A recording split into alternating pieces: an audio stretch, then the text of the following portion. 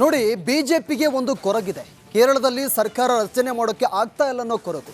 ದೇವರ ನಾಡಿನ ಮೇಲೆ ಉಕ್ಕಿನ ಹಿಡಿತ ಸಾಧಿಸಬೇಕು ಎಂಬ ಕನಸು ನನಸಾಗ್ತಿಲ್ಲ ಹಾಗಂತ.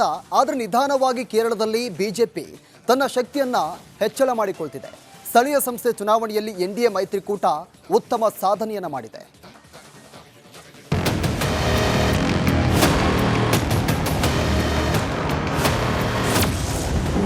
ಕೇರಳ ಕೆಂಪು ಕೋಟೆ ಮೇಲೆ ಹಾರಿದ ಕೇಸರಿ ಧ್ವಜ. 45 ವರ್ಷಗಳ ನಂತರ ಸಿಪಿಎಂಗೆ ಸೋಲುಣಿಸಿದ ಬಿಜೆಪಿ. ಕೇರಳದ ಸ್ಥಳೀಯ ಸಂಸ್ಥೆ ಚುನಾವಣೆಗಳ ಫಲಿತಾಂಶಗಳು ಹೊರಬಿದ್ದಿದೆ. ತಿರುವನಂತಪುರಂನಲ್ಲಿ ಕಾರ್ಪೊರೇಷನ್ನಲ್ಲಿ ಬಿಜೆಪಿ ಐತಿಹಾಸಿಕ ಗೆಲುವು ಸಾಧಿಸಿದೆ. ಈ ಮೂಲಕ ಎಡಪಕ್ಷಗಳ 45 ವರ್ಷಗಳ ಆಡಳಿತವನ್ನ ಬಿಜೆಪಿ ಕೊನೆಗೊಳಿಸಿದೆ.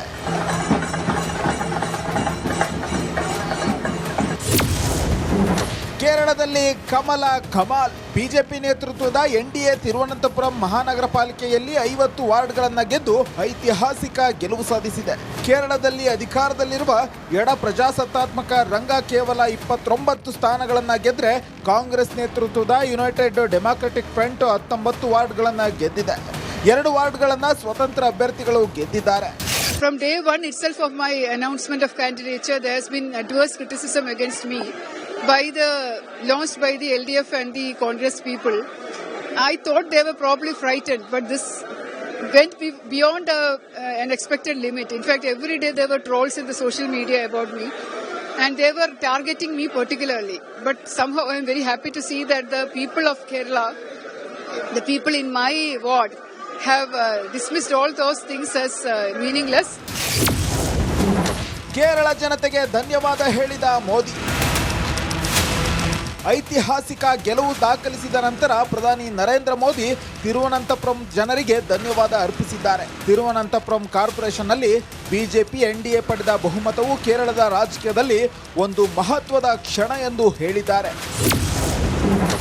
ಧನ್ಯವಾದಗಳು ತಿರುವನಂತಪುರಂ ಕಾರ್ಪೊರೇಷನ್ನಲ್ಲಿ ಬಿಜೆಪಿ ಎನ್ಡಿಎ ಪಡೆದ ಬಹುಮತವು ಕೇರಳ ರಾಜಕೀಯದಲ್ಲಿ ಒಂದು ಮಹತ್ವದ ಕ್ಷಣವಾಗಿದೆ.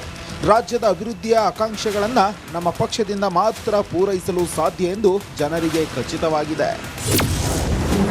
ಪಿಣರಾಯಿ ವಿಜಯನ್ಗೆ ಭಾರೀ ಮುಖಭಂಗ.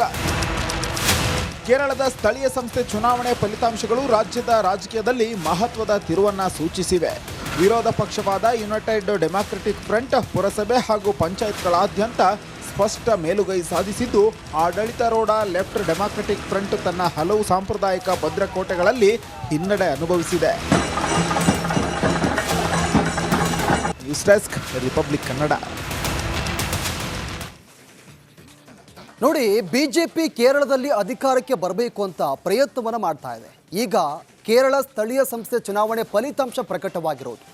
ಈ ಫಲಿತಾಂಶದ ಮೂಲಕ ಒಂದು ರೀತಿಯಾಗಿ ಬಿಜೆಪಿ ಒಂದು ಉತ್ತಮ ಸಾಧನೆಯನ್ನು ಮಾಡ್ತಾ ಇದೆ. ಪಿಣರಾಯಿ ವಿಜಯನ್ ಸರ್ಕಾರಕ್ಕೆ ಭಾರಿ ಮುಖಭಂಗವಾಗಿದೆ. ನೋಡಿ, ಸ್ಥಳೀಯ ಚುನಾವಣೆಯಲ್ಲಿ ಮಕಡೆ ಮಲಗಿದೆ ಲೆಫ್ಟ್. ಏನೋ ಫಲಿತಾಂಶ ನೋಡಿ ಕಂಗಾಲಾಗಿರುವಂಥ ಎಡಪಕ್ಷಗಳು. ನೋಡಿ, ಈ ಫಲಿತಾಂಶ ಯಾವ ರೀತಿಯಾಗಿದೆ ಅಂದರೆ, UDF 187, LDF 125, NDA 93 ಸ್ಥಾನಗಳನ್ನು ಪಡೆದಿದೆ. ಇನ್ನು ಅದರ್ಸ್ 15 ಸ್ಥಾನಗಳನ್ನು ಪಡೆದಿದ್ದಾರೆ. ಬರೋಬ್ಬರಿ 140 ಕ್ಷೇತ್ರಗಳಿರುವಂಥ ಕೇರಳ ವಿಧಾನಸಭೆ. ಇನ್ನು ಇದೇ ಫಲಿತಾಂಶ ವಿಧಾನಸಭೆ ಚುನಾವಣೆಯಲ್ಲಿ ಬಂದರೆ ಬಿಜೆಪಿ ಏನು NDA ಮೈತ್ರಿಕೂಟ ಅಧಿಕಾರಕ್ಕೆ ಬರೋದು ಫಿಕ್ಸ್ ಅಂತ ಹೇಳಲಾಗ್ತಾ ಇದೆ. 140 ಕ್ಷೇತ್ರಗಳ ಪೈಕಿ ಕಾಂಗ್ರೆಸ್ ಮಿತ್ರ ಪಕ್ಷಗಳಿಗೆ 90 ಸ್ಥಾನ ಬಂದಿದೆ. ಸದ್ಯ ಒಂದೇ ರಾಜ್ಯದಲ್ಲಿ ಆಡಳಿತ ಹಿಡಿದಿರುವಂಥ ಕೆಂಪು ಸೇನೆ 2026ರಲ್ಲಿ ಕೇರಳದಲ್ಲಿ ಈ ವಿಧಾನಸಭೆ ಎಲೆಕ್ಷನ್ ನಡೆಯಲಿದೆ. ಈ ಒಂದು ಚುನಾವಣೆಯಲ್ಲಿ ಈ ಫಲಿತಾಂಶ ಏನಾದರೂ ಬಂದರೆ NDA ಮೈತ್ರಿಕೂಟ ಅಧಿಕಾರಕ್ಕೆ ಬರೋದು ಫಿಕ್ಸ್ ಅಂತ ಹೇಳಲಾಗ್ತಾ ಇದೆ. 2026ರ ಚುನಾವಣೆಯಲ್ಲಿ ಬಿಜೆಪಿ ಕಮಾಲ್ ಮಾಡುವಂಥ ಎಲ್ಲ ಸಾಧ್ಯತೆ ಕೂಡ ಇದೆ. ಸದ್ಯ ಕೇರಳದಲ್ಲಿ ಬಿಜೆಪಿಯ ಒಬ್ಬ ಶಾಸಕನೂ ಕೂಡ ಕೇರಳದಲ್ಲಿ ಇಲ್ಲ. ಹೀಗಾಗಿ 2021ರಲ್ಲಿ ನೋಡಿ 11.4% ಮತವನ್ನು ಬಿಜೆಪಿ ಪಡೆದಿತ್ತು. ಈ ಬಾರಿ ಬಿಜೆಪಿ ಮತ ಪ್ರಮಾಣ ಹೆಚ್ಚಾಗುವಂಥ ಸಾಧ್ಯತೆ ಕೂಡ ಇದೆ. ಒಂದು ಶಶಿ ತರೂರ್ ಸೆಳೆಯಲು ಬಿಜೆಪಿ ಎಲ್ಲ ರೀತಿಯಾಗಿ ಸಿದ್ಧತೆಯನ್ನು ಮಾಡ್ಕೊಳ್ತಾ ಇದೆ. ನೋಡಿ, ಮೊನ್ನೆ ವ್ಲಾಡಿಮಿರ್ ಪುಟಿನ್ ಭಾರತಕ್ಕೆ ಬಂದಾಗ ಇದೇ ಶಶಿ ತರೂರ್ಗೆ ಆಹ್ವಾನವನ್ನು ಕೊಟ್ಟಿದ್ರು. ಯಾವುದೇ ಕಾಂಗ್ರೆಸ್ ನಾಯಕರಿಗೆ ಕೊಟ್ಟಿರಲಿಲ್ಲ, ಆದರೆ ಶಶಿ ತರೂರ್ಗೆ ಕೊಟ್ಟಿದ್ರು. ಈ ಮೂಲಕ ಶಶಿ ತರೂರ್ ಅವರನ್ನು ಸೆಳಿಬೇಕು ಅಂತ ಬಿಜೆಪಿ ಒಂದು ರೀತಿಯಾಗಿ ಪ್ರಯತ್ನವನ್ನು ಮಾಡ್ತಾ ಇದೆ. ಈಗ ಸ್ಥಳೀಯ ಮಟ್ಟದ ಚುನಾವಣೆಯಲ್ಲಿ ಈಗ ಬಿಜೆಪಿ ಒಂದು ರೀತಿಯಾಗಿ ಉತ್ತಮ ಸಾಧನೆಯನ್ನು ಮಾಡಿರೋದು. ನೋಡಿ, ಬಿಜೆಪಿಗೆ ಒಂದು ಕೊರಗಿದೆ. ಕೇರಳದಲ್ಲಿ ಸರ್ಕಾರ ರಚನೆ ಮಾಡೋಕ್ಕೆ ಆಗ್ತಾ ಇಲ್ಲ ಅನ್ನೋ ಕೊರಗು. ದೇವರ ನಾಡಿನ ಮೇಲೆ ಉಕ್ಕಿನ ಹಿಡಿತ ಸಾಧಿಸಬೇಕು ಎಂಬ ಕನಸು ನನಸಾಗ್ತಿಲ್ಲ ಹಾಗಂತ. ಆದರೆ ನಿಧಾನವಾಗಿ ಕೇರಳದಲ್ಲಿ ಬಿಜೆಪಿ ತನ್ನ ಶಕ್ತಿಯನ್ನು ಹೆಚ್ಚಳ ಮಾಡಿಕೊಳ್ತಿದೆ. ಸ್ಥಳೀಯ ಸಂಸ್ಥೆ ಚುನಾವಣೆಯಲ್ಲಿ ಎನ್ಡಿಎ ಮೈತ್ರಿಕೂಟ ಉತ್ತಮ ಸಾಧನೆಯನ್ನು ಮಾಡಿದೆ.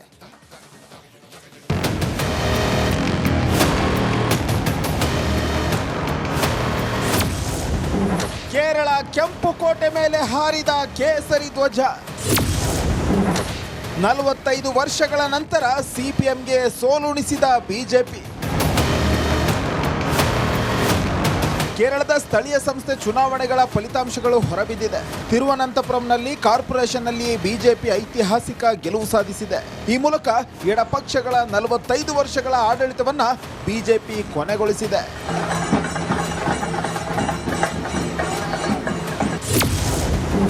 ಕೇರಳದಲ್ಲಿ ಕಮಲ್ ಬಿಜೆಪಿ ನೇತೃತ್ವದ ಎನ್ಡಿಎ ತಿರುವನಂತಪುರಂ ಮಹಾನಗರ ಪಾಲಿಕೆಯಲ್ಲಿ 50 ವಾರ್ಡ್ಗಳನ್ನು ಗೆದ್ದು ಐತಿಹಾಸಿಕ ಗೆಲುವು ಸಾಧಿಸಿದೆ.